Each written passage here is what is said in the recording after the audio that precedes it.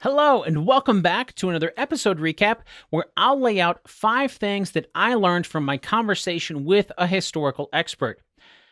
Today, we're recapping the conversation that I had with Furman Daniel about the historical accuracy of Patton. Furman is an author who has written 2 books about Patton, and his most recent being called Patton, Battling with History.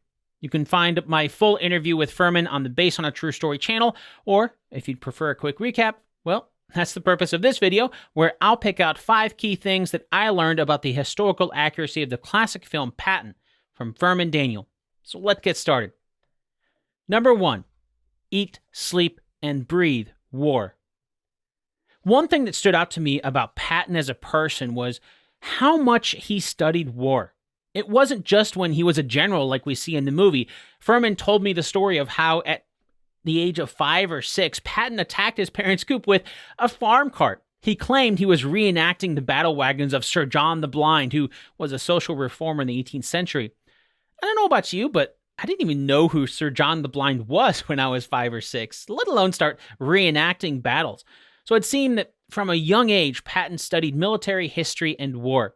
As Furman put it, he went native on war because he studied it every waking moment of his life. Number 2, Patton's Honeymoons. To add on to what we were just talking about, how Patton studied war all the time, another good example is when Furman told me about the story of how he went to Normandy on his honeymoons with his wife in 1912 and 1913. That would be Patton that went there, not Furman, of course. While Patton was there on his honeymoon, he created a series of maps about the roads in that area. Not only that, but he also predicted to his wife that he would fight a decisive battle there. Of course, we know from history that in 1944, the Normandy region was exactly where the Allies invaded Europe to push back the Nazis, starting with D-Day. And the Allies actually used Patton's maps from decades earlier to help with the plans to break out from Normandy after the invasion. Number 3, the slapping incident. One of the big plot points in the movie revolves around an incident where we see General Patton slapping a soldier. The movie suggests that Patton got upset at the soldier because he didn't have any physical injuries. Today, we probably would have diagnosed that soldier with PTSD, or at the time it was called battle fatigue. Furman told me that not only did that happen, but it actually happened twice within the span of about a week. The movie only shows one incident, though, which I guess makes sense because movies do like to compress timelines and events in order to tell the overall story. Number 4, Patton, the Allies' best commander? Another key takeaway from the movie that I asked Furman about was how the Germans saw Patton. The movie makes it seem like they thought of Patton as the Allied forces' best commander.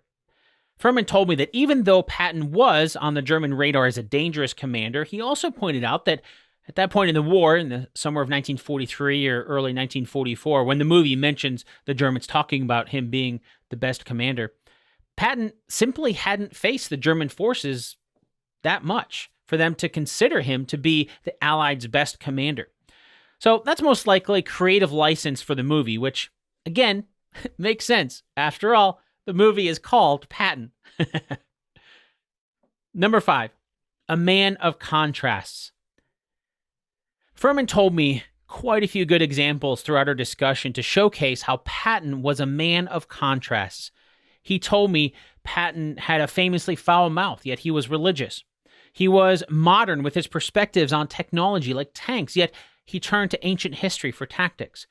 He was quiet, yet loud, and as Furman pointed out, Patton's letters home during the war suggest that he was actually quite afraid of being hurt, and yet he put on this air of being a brave commander who relished the fight. At the end of the day, I think those contrasts are one of the big reasons why historians to this day are fascinated by Patton.